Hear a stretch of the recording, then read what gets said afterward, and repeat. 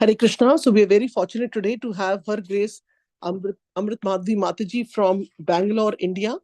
And Mataji will enlighten us on Canto 7, Chapter 9, Verse 11. And also, Mataji, we can continue with a small Lila of Lord Damodar, sweet Lord Damodar. So, Mataji, please take over. Thank you so much for your association. Hare Krishna. Hare Krishna. So, I will start with prayer first. Om Jnanatimirandhasya Jnananjana Shalakaya Chakshurunmritam Yena Tasmai Shri Gurave Namaha. Namam Vishnupadaya Krishna Presthaya Bhutale Srimate Bhaktivedanta Swaminiti Namini Namaste Saraswati Devi Gauravani Pracharini Nirvishesha Shunyavadi Paschati Deshparani Jai Shri Krishna Chaitanya Prabhu Nityananda Shri Advaita Gadadara Srivasadi Gaura Bhaktavinda Hare Krishna Krishna Krishna Hare Hare Hare Rama Rama Rama Hare Hare.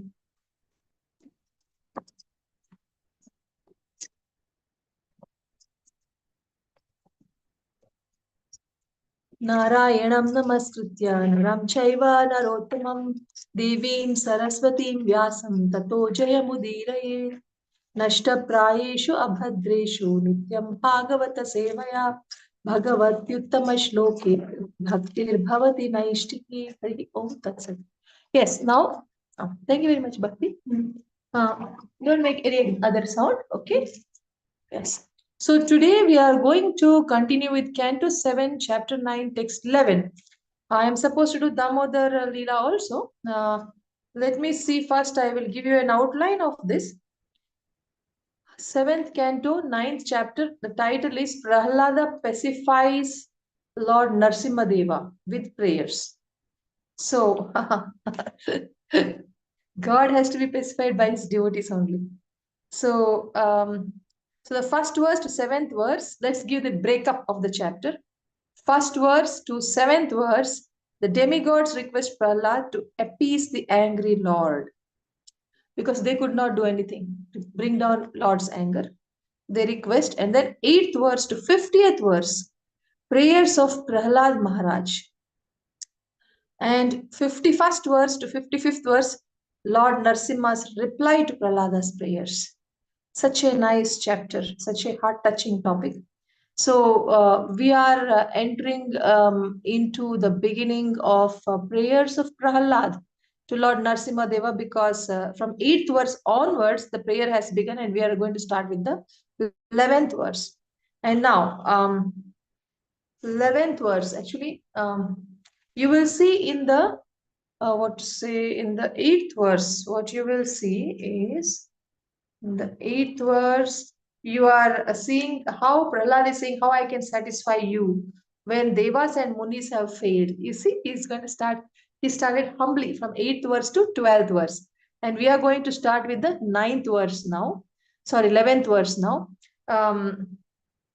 So 11th verse also will contain the same title, How I Can Satisfy You, O Lord Narsimha, when Devas and Munis have failed. And then Bhakti, can you close the door?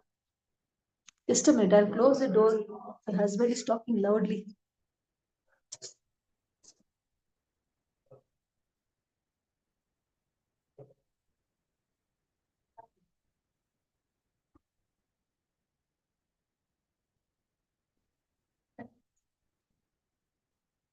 Sorry, I forgot to close the door in the beginning. So yes, now,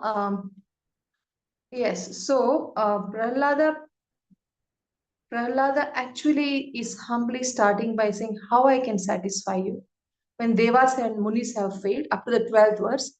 And so the 9th verse actually talks about, 8th verse spoke about how I can satisfy. 9th verse is speaking about no material qualification can satisfy you. Only bhakti can. And the 10th verse talks about a low-born devotee is better than a brahmana non-devotee. Means devotee is better. And the 11th verse talks about our offerings are for our benefit, not for your benefit. And 12th verse talks about I will offer prayers as per my ability for my purification. So you see here, Prahlada is so nicely first saying like that, and then from 13th and 14th verse, he's requesting the Lord to give up his anger. In the 13th verse, he's saying the demigods are not fearful like us. And in the 13th verse, he also says you're pleasing incarnations, and he talks about it. And in the 14th verse, he speaks about your present form causes fearlessness. Please give up anger. you know. So, and 15th verse to 22nd verse is going to seek Lord's shelter. But now we will see how much we can do in few minutes, and then we have to speak Damodar Lila also. So we start with the 9th verse now. Can Srimad Bhagavatam, Canto 7, Chapter 9, text number 11, not 9th verse, text number 11, right?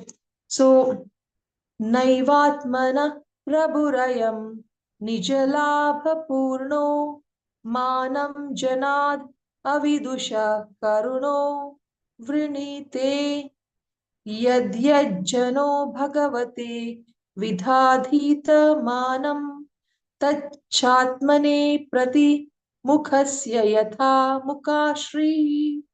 So, Canto 7, Chapter 9, Text 11, translation by Srila Prabhupada. Jai Srila Prabhupada. The Supreme Lord, the Supreme Personality of Godhead, is always fully satisfied in Himself. Therefore, when something is offered to Him, the offering by the Lord's mercy is for the benefit of the devotee.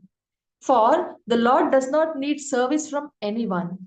To give an example, if one's face is decorated, the reflection of one's face in a mirror is also seen to be decorated. So, purport by Srila Prabhupada. In Bhakti Yoga, it is recommended that a devotee follow 9 principles. Shravanam, Kirtanam, Vishnu Smaranam, Padasevanam, Archanam, Vandanam, Dasyam, Sakyam, Atmanivedanam. This service of glorifying the Lord by hearing, chanting, and so on is not, of course, meant for the benefit of the Lord. This devotional service is recommended for the benefit of the devotee. Lord is always glorious, whether the devotee glorifies him or not. But if the devotee engages in glorifying the Lord, the devotee himself automatically becomes glorious. Cheto darpana marjanam bhavamaha davagni nirvapanam. By glorifying the Lord constantly, the living entity becomes purified in the core of his heart, and thus he can understand that he does not belong to the material world but is a spirit soul whose actual activity is to advance in Krishna consciousness so that he may become free from material clutches. Thus, the blazing fire of material existence is immediately extinguished. Bhava Maha Davagni Nirvapanam. A foolish person is amazed that Krishna orders Sarvadharman Parityaja Mam Ekam Sharanam Braja. Abandon all varieties of religious activities and just surrender unto me. Some foolish scholars even say that this is too much to demand. But this demand is not for the benefit of Supreme Personality of Godhead. Rather, it is for the benefit of human society. If human beings individually and collectively surrender everything to Supreme Personality of Godhead in full Krishna consciousness, all of the human society will benefit. One who does not dedicate everything to Supreme Lord is described in this verse as Avidusha or rascal. In Bhagavad Gita 7.15, the Lord Himself speaks in the same way. Namam dushkritino muda prapadyante naradamaha mayaya aparata jnana asuram bhavam ashritaha. Those miscreants who are grossly foolish, lowest among mankind, whose knowledge is stolen by illusion, and who partake of the atheistic nature of demons, do not surrender unto me. Because of ignorance and misfortune, the atheists and the Naradhamas, the lowest of men, do not surrender unto the Supreme Personality of Godhead. Therefore, although the Supreme Lord Krishna is full in himself, he appears in different yugas to demand the surrender of the conditioned souls so that they will benefit by becoming free from the material clutches. In conclusion, the more we engage in Krishna consciousness, and render service unto the Lord, the more we benefit. Krishna does not need service from any of us. It is like saying that if let's imagine that we are very very small babies of 2 year old who can merely walk. And if we say that I want independence, I do not want to surrender to my parents by holding their hands. They don't hold their parents' hands. Why should I hold my parents' hands? I too can go and walk around in the car festival where there is so much of a crowd. People look at me and they smile at me. So, they will probably give me eatables and they will love me more. If you are holding my hand out of fear, they don't talk to me. Without you, I can enjoy more. So if a baby of 2 year old, say imagine we are the babies of 2 year old, and we are trying to tell our father that please don't hold my hand. I do not want to be bound by your hands. I do not want to surrender to you.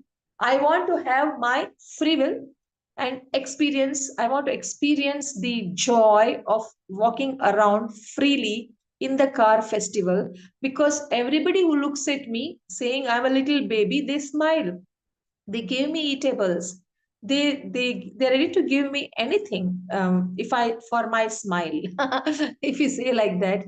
And if as 2 year olds, if we just walk around running away from the parents, wanting freedom from the parents, because parents are just holding our hands and binding us, then how much can we enjoy at that time? If our father lovingly says, my dear child, you're just 2 year old. Surrender to me. Come back to me. Listen to me. Obey my instructions. Be with me. Follow what I say. Then, if we say that this is too much to demand, like some scholars say that whatever Krishna is saying is too much to demand. So now we can relate the situation.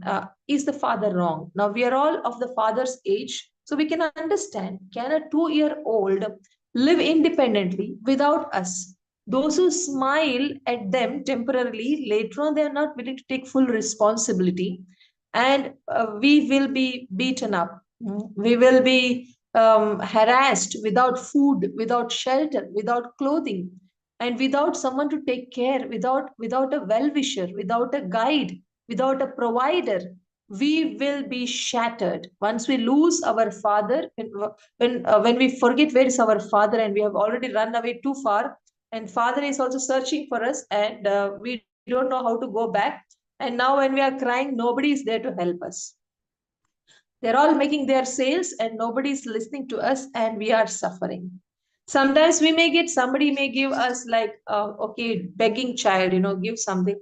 And that only we're saying, wow, I like it. Somebody is giving me something, some bhiksha, some charity. So I like to be free. I like to be free. If you're saying that their father is gone to the mic and announcing, wherever is my 2 year old child, please come back, surrender to me, please come back, surrender to me. Please listen to my instructions. If you listen to my instructions, you will not have any problem, no karma for you.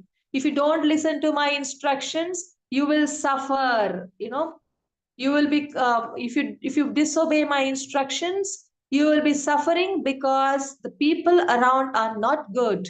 It's like saying the whole world is material world. Now we are no less than the 2 year old in our intelligence. Why? We are also thinking that our supreme father is controlling us, so we don't want to be under his control. So we want to do what we want to do. We think that we can enjoy by being away from him. But little do we know that we don't have the capacity to enjoy always, because material world is designed in such a way, padam padam yat vipadantesham, or something like that. Padam padam, in every step there is a problem design. Material world is designed in that way. So how can we be happy without surrender to our supreme father Krishna? How can we be happy? We get lost here. So listening to our Supreme Father's instructions from Bhagavad Gita is for our own good. The father is not going to receive any benefit from the 2-year-old. If the 2-year-old comes back to the father, the 2-year-old is going to benefit, not the father. Father will have the extra responsibility of taking care of the baby. If the baby goes, he does not have that responsibility. He can be free. He can get rid of all the worries. The 2-year-old may come up with the cough, cold, and accident, and so many other problems. And father does not know any of this, so he does not have any extra thing to do. But if the baby comes back, it is for the good of the baby. So if we go back to Krishna and surrender to Krishna and make up our mind to serve Krishna and live according to Krishna's desires, Krishna doesn't have to benefit, because Prabhupada is explaining that Krishna has everything in his spiritual world. And spiritual world is 3 times more bigger than this material world. And in the spiritual world, everyone is only thinking of how to please Krishna. Everyone is going out of their way to please Krishna and to please Krishna's devotees. So, Krishna's abode is overflowing with happiness and overflowing with servants who are filled with service attitude. And he does not have to come and beg us for some little bit of service when other devotees are already doing it. Then why is he begging us? It's for our benefit, because he can't see us suffering. So he's saying, oh, please, now surrender to me, come back to me. How to come back? Only if you're always thinking of me, I will understand that you don't want anything but me. When I understand you don't want anything but me, then I will do everything possible to take you back. But as long as you want something other than me, then I also don't feel good to take you out of this material world, which is full of miseries. Even if you come back to my world, then you will say, I wanted to go and enjoy in the material world. You will again want to run away. So until you say, I don't want anything but you, by remembering only me always, by worshipping me only always, and not worshipping the car, the TV, the increment, the new company, not worshipping them. If you're worshipping me always, wherever, even if you buy a new car, you're worshipping me. Even if you get a new company, you're worshipping me. You have me in your head. Even if you buy a new TV, you are only looking for me. If that is the case, then I know for sure it's not TV that you want, it's not money that you want, it's me that you want. When I know that you want me, then I will come to embrace you in the form of death. So this is what he is saying. So he is doing all this. He has spoken those 700 verses. And about him, he made Vyasadev write 18,000 verses in Srimad Bhagavatam. Why? It is in service of foolish people like us who wanted to get rid of Krishna, the supreme protector of ours, and who are foolishly suffering here. So, for helping the suffering souls, he took pain to send Vyasadev to write 18,000 verses on Bhagavatam. He took pain to himself speak 700 verses of Bhagavad Gita, just to make us understand that this place is not for us. It is the place full of misery.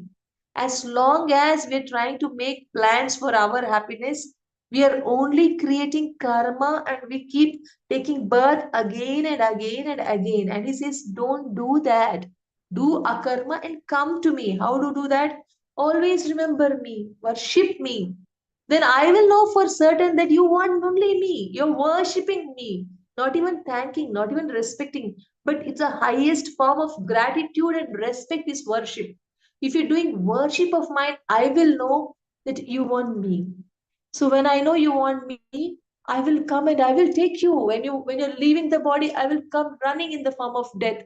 And I will give you a loving embrace. Right from that moment, you will be mine. And even till you leave the body, I will feel like staying only in your heart.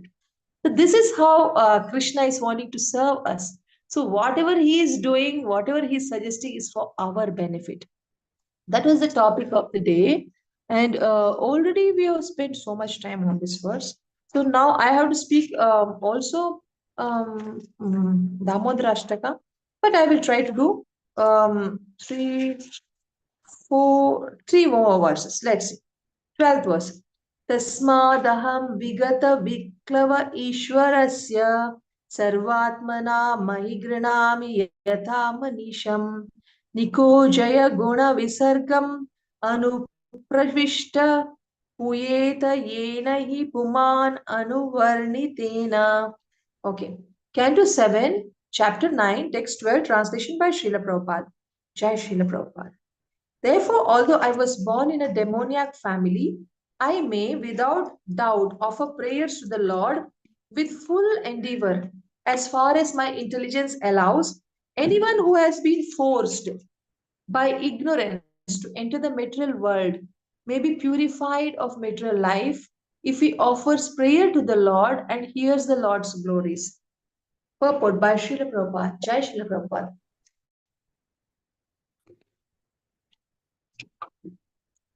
It's clearly understood that a devotee does not need to be born in a very high family to be rich, to be aristocratic, or to be very beautiful. None of these qualifications will engage one in devotional service. With devotion, one should feel God is great and I am very small. Therefore, my devotee is to offer prayers to the Lord. Only on this basis, can one understand and render service to the Lord. As the Lord says in Bhagavad Gita, 18th chapter, verse 55, Bhaktya mam abhichanati yavan yaschasmi tatvataha. Tato mam tatvato jnatva vishate tat anantaram. Means one can understand the Supreme Personality as he is only by devotional service. And when one is in full consciousness of the Supreme Lord, by such devotion, he can enter into kingdom of God.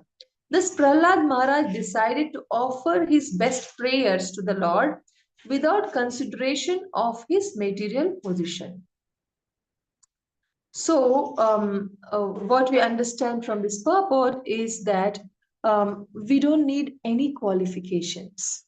You know, even in Jambudvipa, we were reading in Canto 5. In Jambudvipa, in Hanuman's prayers, we see one verse. I heard, but that particular verse was spoken by by I think somebody else. I forgot now. From I think it was spoken by Vibhishana, or I'm not too sure. Someone else. That particular verse, but it's coming under Hanuman's prayers only, under the title Hanuman prayers. So in that it is told, see the Lord. Maybe Jambavan or Sugriva or somebody is saying, that Lord Rama does not need any qualifications. He does not need any beauty, any qualification, any status, any intelligence, nothing. He just needs loving relationship with him, just loving services, a loving offering, anything with love is offered. He in anything little done with love, any little service done with love, he accepts that with so much of joy and gratitude, that he gives them liberation from this material world, like that. So and then he explains it. That is why, see, he accepted us Vanaras also, he's saying. Us also he accepted. See, he didn't even say that I want only human devotees. For him, anybody, animal, insect, anything is okay. Anybody who comes to offer little seva, he is very grateful, and he really takes them back to God. It's such a magnanimous soul. He is like that, he is being appreciated. So I remember that prayer here, where Prahlad Maharaj also is saying that devotee does not need anything, because here Prahlad Maharaj also is born in a Asura family, right? In a demoniac family. So he is feeling, see, we are in the fallen Asura category. But you see, for my sake, the Lord came. For my protection, the Lord came. And I'm not a very, learned personality. I'm just a 5-year-old. I've done a little bit of learning what Narada Muni has taught. Only that much I know. But with whatever little I know, you see, the Lord personally came to protect me, in a different rupa. All for my sake, He came.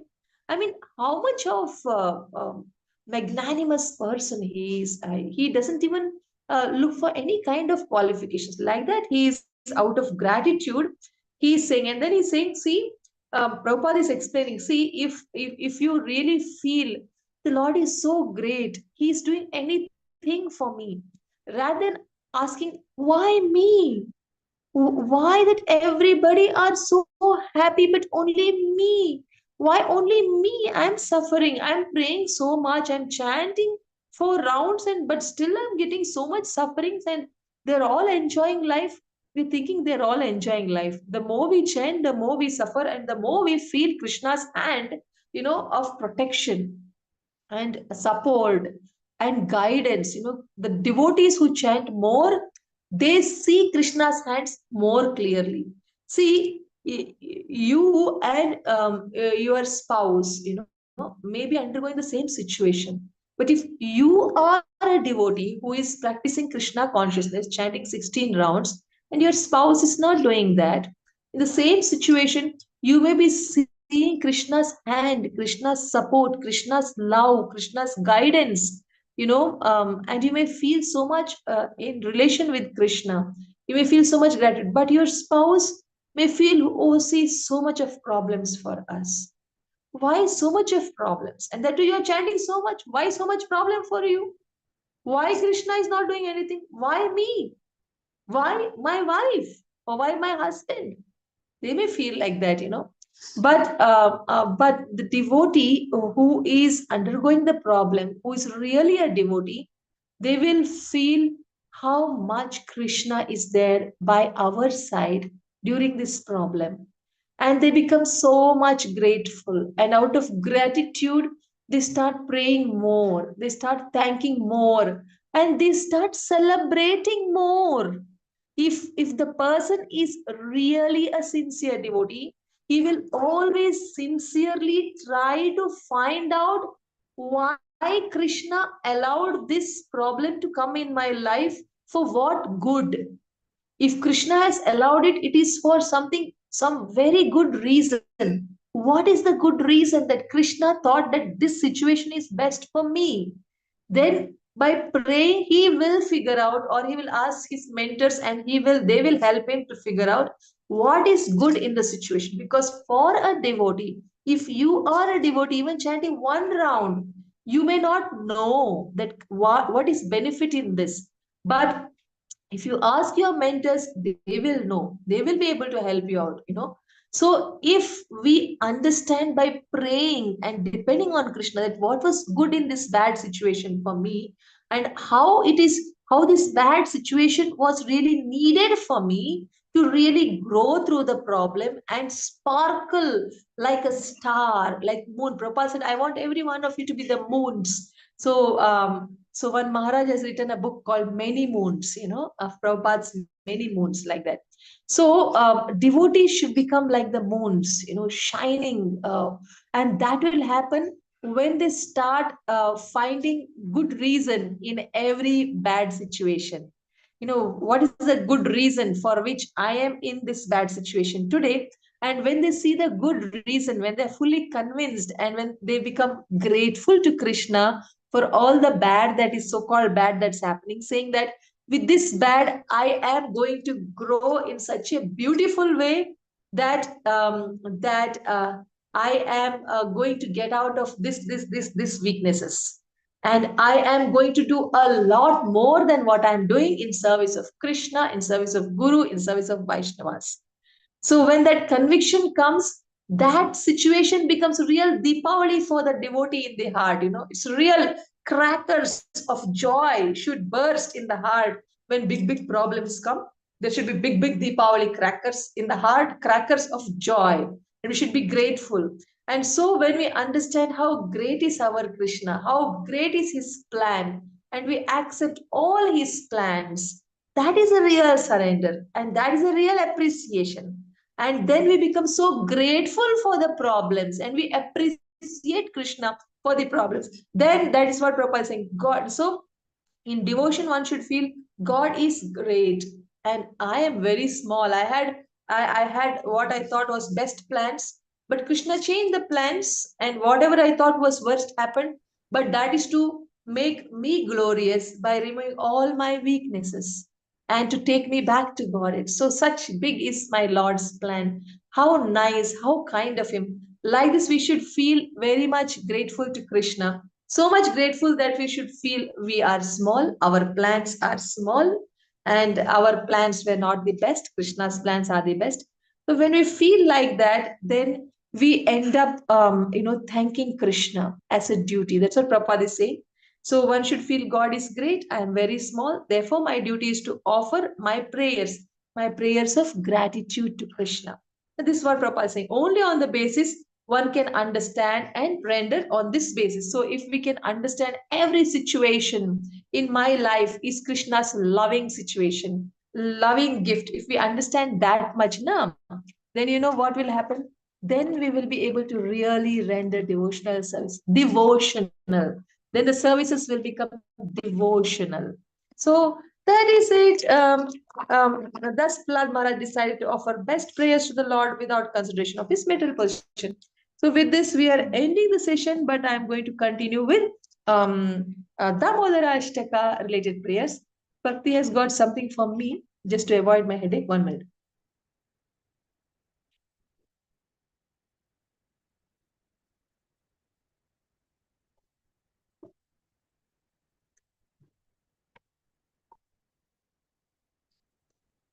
I'll just wash my hand and come. Not supposed to touch Bhagavatam like this. Thank you, Bhakti.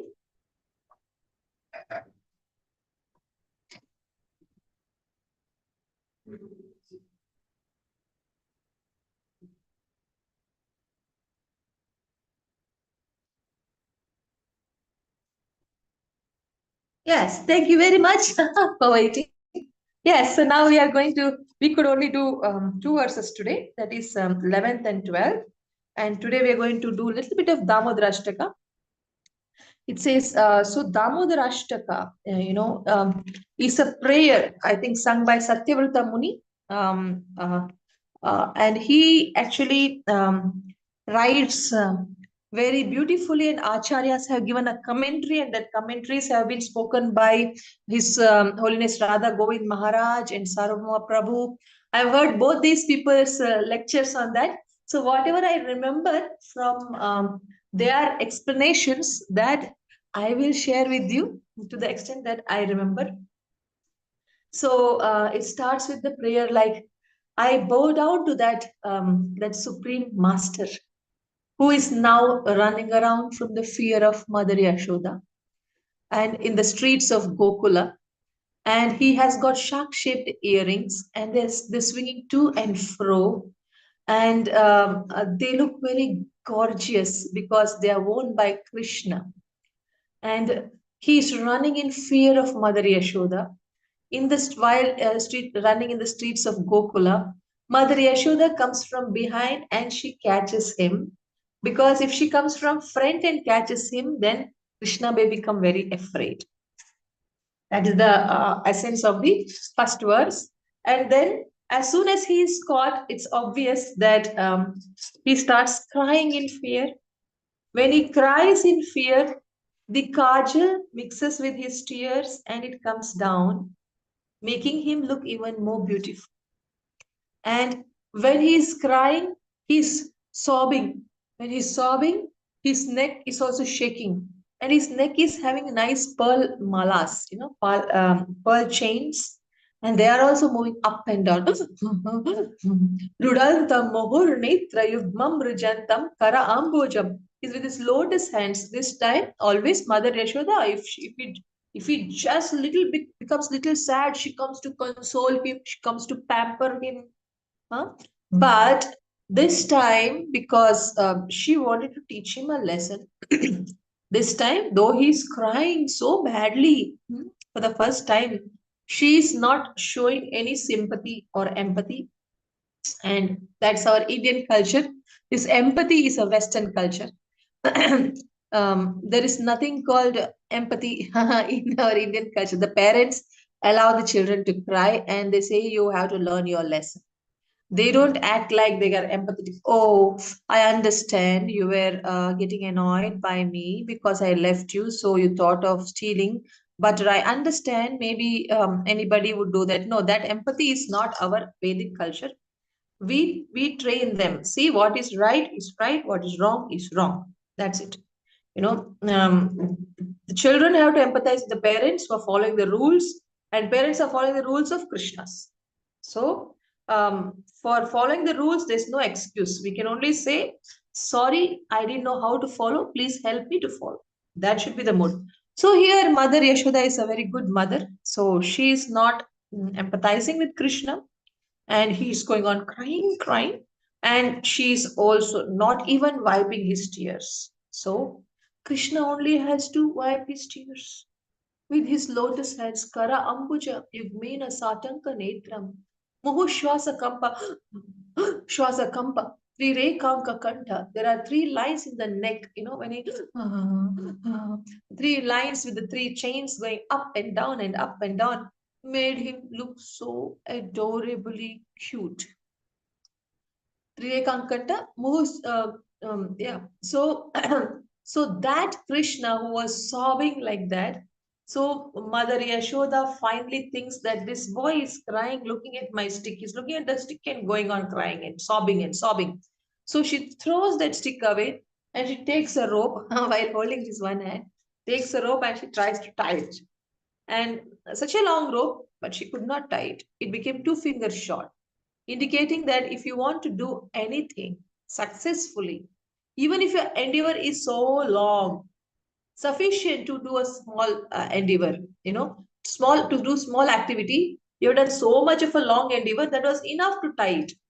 But it is not possible. Any activity, it is not possible to be successful if Krishna does not say yes to it. So baby Krishna did not after all. So first only we heard Namami Ishwaram Sachidananda Rupam. You are big Ishwara Baba. You are a topmost Ishwara's Ishwara. So I do my namaskar to you. First only we have informed that this is in a little form, but big Ishwara. So unless that little form, who is big Ishwara, agrees to get bound, the big mother of Mother Yashoda, she could not bind him with the big rope, his small waist. Previous day only, he had some ceremony and they put nice gold chain. They bound his waist with a gold chain. That happened. But now with the long rope, they could not tie. Why? Why they could not tie? Because Krishna didn't want it. Krishna does not want, when Krishna wants, he wanted that gold chain, so he allowed it to get tied. When he does not want the rope chain, then he will not let them tie. That's simple as that. So anything, any activity as simple as tying a rope, we can't do without permission of Krishna. And what to speak of understanding Bhagavatam class, learning Bhagavatam class, or speaking Bhagavatam class? Nothing is possible without Krishna saying a yes. So if at all you people have been running this online temple, this was practically impossible. And for anybody else, it is impossible unless Krishna says yes. So Krishna said yes to you. You are successfully running it day after day, week after week, month after month, year after year, and never stopping. You're going forward. Krishna said yes. So we have nothing to claim here. We did it. No, we didn't do it. One tying of rope is not possible for us unless Krishna sanctions. So finally, when Mother Yasoda, I took help of all the gopis and everybody brought the ropes. They joined it. Still, it's very small. When the last piece of rope is left, she was really tensed and worried. This boy has run so much that fat Mother Yashoda got tired by the time she caught him. And now when she's trying to see, when she's seeing him crying so much, she's all the more worried and anxious. Now, how to stop him?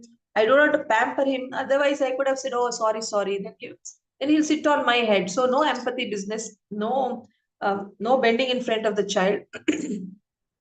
Now what to do? Now, but I'm not able to tie. She's trying to tie. So now when we are really worked up, now physically tired, running, mentally worried, then things don't chamakta nahi. It does not flash in our brain. It didn't flash that Krishna was not letting it. That simple thing she didn't realize. So when the last piece is left, She is thinking some asuras have come and doing some trick. They're not letting me tie Krishna also. So thinking, she got worried and she looked down. When she looked down, she saw the lotus feet of Krishna because Krishna was just there. She was holding him. Na? So when she looks down, obviously she see his lotus feet only. When she saw his lotus feet, Bhapri, now how I will tie this lotus feet? When she's worrying like that, it's like she surrendered to the lotus feet. Krishna took it. Okay, she is begging me. Now let me accept. So Stita Graivam Damodaram Bhakti Baddham. He got bound by bhakti, not by rope, not Dama Baddham, Bhakti Baddham.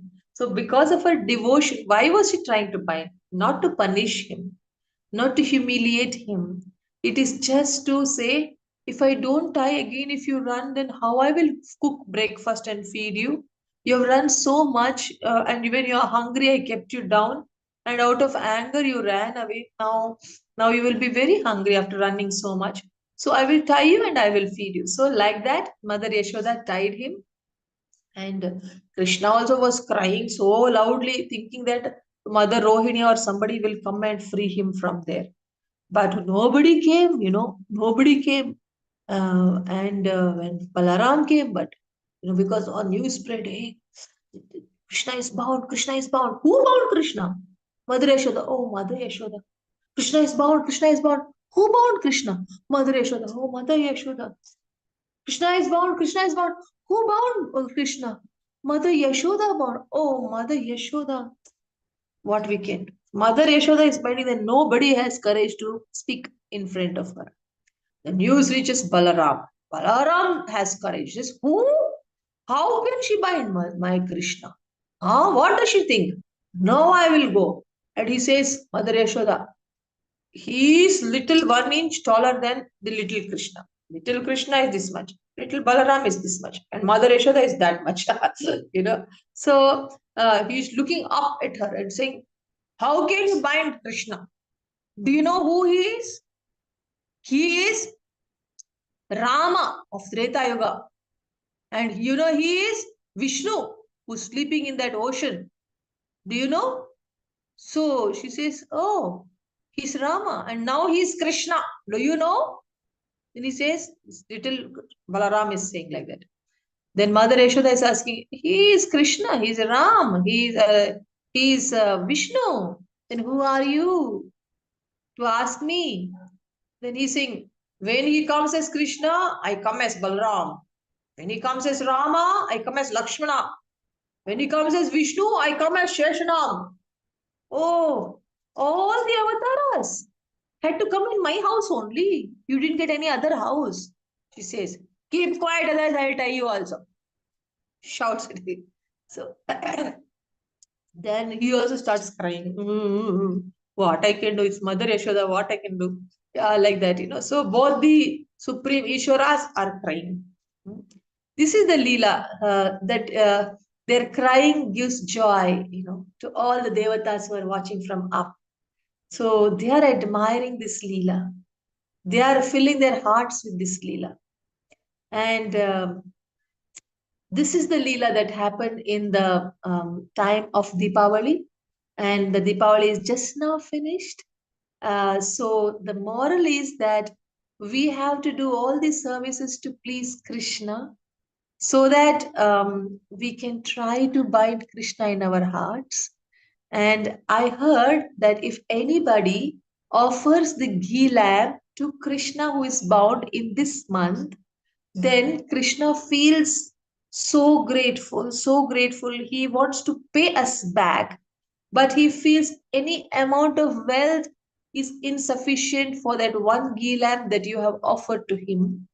So, unable to pay the person back, he gives himself as in charity to the person who has done Damodar Arati. So, I read it like that, that Krishna becomes so grateful to the person who offers a ghee lamp that he feels any amount of wealth is not enough for that one Damodar Arati, one ghee lamp, that he gives himself in exchange to the one who does that Damodar Arati. So, So, my dear friends, in this month, if we do one Damodar Arati, just like how he agreed to get bound by Mother Yashoda, he gets bound by us also. So, with that, we end the session. Let us try to bind Krishna in this auspicious Kartik month. Now, whatever we do, it's equal to 1,000 times benefit we get for whatever we do. So, let us make use of this month. And if possible, I would recommend you to read one chapter of Bhagavatam a day. You might have missed many days in Kartik, but even from now, you try to do one chapter a day and try to recollect what you have read the next day till you read the next day. Keep recollecting, and this way, in this Kartik month, when we put our endeavors, we are really, really going to progress. So, with that, we end the session, my dear friends.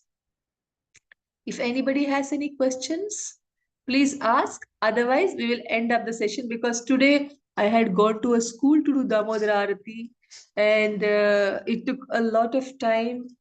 I am lagging behind with other tasks of the day. Like reading my Bhagavatam is not done, and whatever I did class, I should consider that as my Bhagavatam today, and I have to chant also.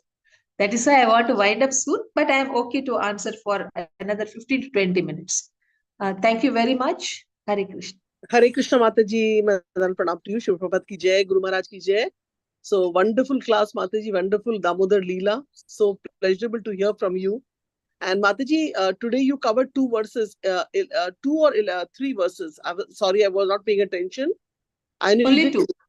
11 and 12. Yes, that's all. Okay, so 13 is for tomorrow. Okay, Mataji. Thank you so much. I would first of all request if anybody else has question and comment, and we can do it very quick because Mataji is, so many things going on. And so quickly, if you can ask question, comment, please go ahead. And I have harmonium class also now. I said at 6:30 I will join the class. So ask your questions quickly if you have or comments. Then we will end up. Two people, any two people. If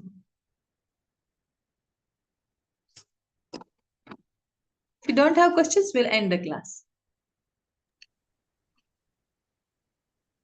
Yeah, Mataji. I thought I'll just give, being a host, no, I was just trying to play the role by giving opportunity to others because, like I'm thinking that I should not just, because I'm greeting, I should not be the first one to always take the privilege to ask questions. But such a wonderful Leela you explained about Lord Krishna and, the relevance of why we offer Diya, he gets happy. And for me, like this Damodar month, I really feel that, he is fulfilling the desires of his devotees, especially that Leela comes to my mind about those trees, how he uprooted them and they became devtas. So basically, it was like a punishment given to them. And also from this Leela, we understand that, the trees, when we see around, they are actually a form of punishment for people, who have been like Srila Prabhupada would say, anyone who doesn't dress properly, then they can become a tree. So who other than our dear Srila Prabhupada, as Acharya, would be able to go into insight like this, because and then reflect on that saying, well, the trees are also standing naked, Similarly, human beings are not covering themselves and trying to attract the opposite, sex and doing all these things, abominable things. So, you will not get a human life. So, so much can be connected to the Damodar Leela that it's amazing how Krishna fulfills his desires. So Mataji, one question can come here is like he's fulfilling the desire of Naradji, who is a pure devotee, because he is literally he has that power that what do you call he is he's empowered to put those two people who were in the in the water naked in the courtyard, courtyard of so it was a blessing also. At the same time, there was a punishment too of Krishna, right? So that's why this happened. But how we correlate to the fact that is this only possible with pure devotees like Naradji, or is it with all the devotees we have in our life, that if they are desiring something from us, then Krishna fulfills that?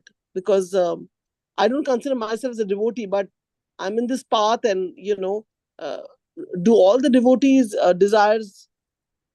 Krishna fulfills all the devotees' desires, or only devotees like Naradji?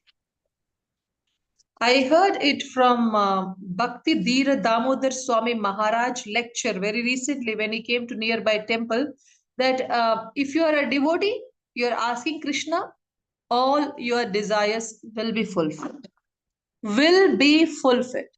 Whether in this life or next life, it does not matter.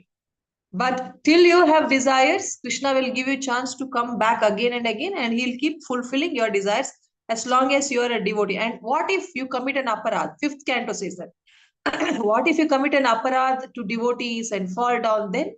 Then fifth canto, first chapter, fifth verse says very clearly. Fifth canto, first chapter, fifth verse says, even if you are a devotee and you are having some obstacles, it means Prabhupada explains, you do Vaishnava aparad or you do aparad directly to Krishna. In any two aparadas also, Chaitanya Mahaprabhu says Hati Mata, I think, I mean, mad elephants offense. That, you have a little bit bhakti and that also you'll crush with the elephant walking, everything gone. Chaitanya Mahaprabhu says, but what he says and what it actually means is both are correct. Chaitanya Mahaprabhu saying is also correct. And this particular purport saying is also correct. Now you'll understand why.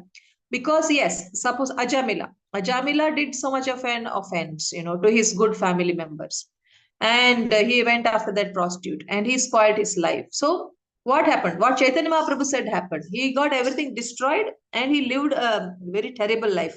But what Bhagavatam says, 5th canto, 1st chapter, 5th verse is that even if you commit Vaishnava aparad, or even if you commit aparad directly to Krishna, name, form, anything, Krishna is so loving father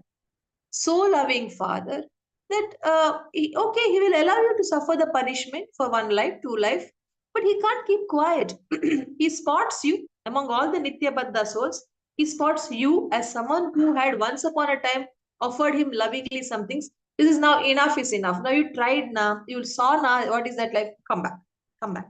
Like that. So Krishna takes us back. Krishna takes, so nothing can stop a devotee. Anybody, if he's a devotee, and if he wants to experiment with his life, doing all nonsensical things, Krishna fulfills those desires and lets him fall down. And then Krishna only will give him so much of trouble in that fallen down state. He gets mental, so much anxieties will come.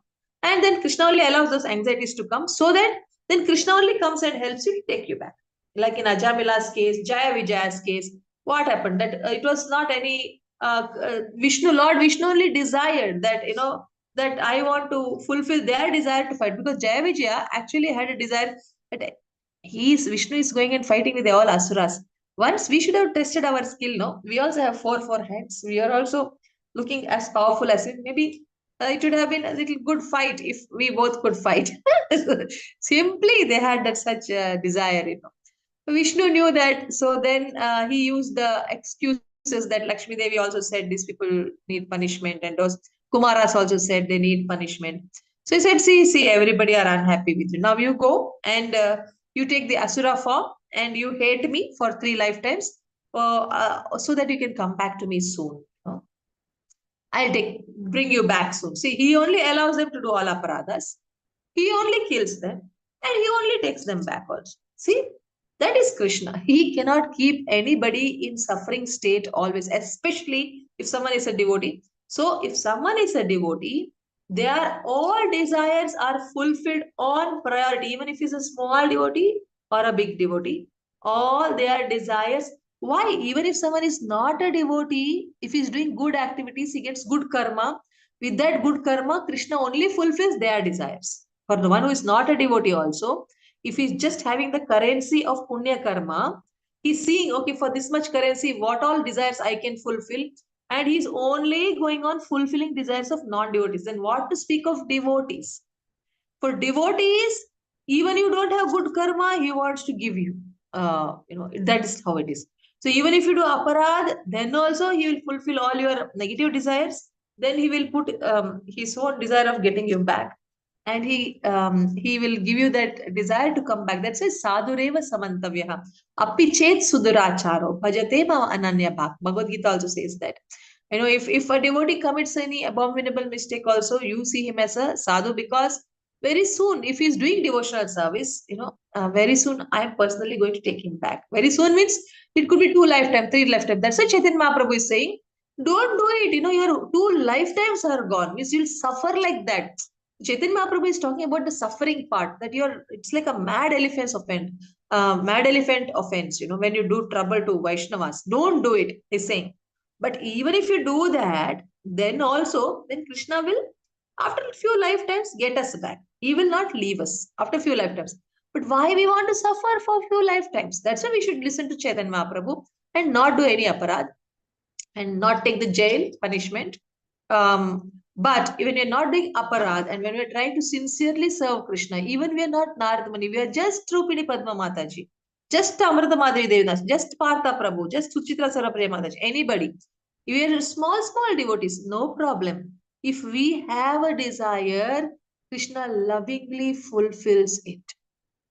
Lovingly fulfills, and he's waiting to fulfill the desire because he is so indebted to us. See, for one Damodar Arati, if he wants to give himself in exchange, then what to speak of your small desires that anyway he will fulfill, and that is the experience you are having in your life.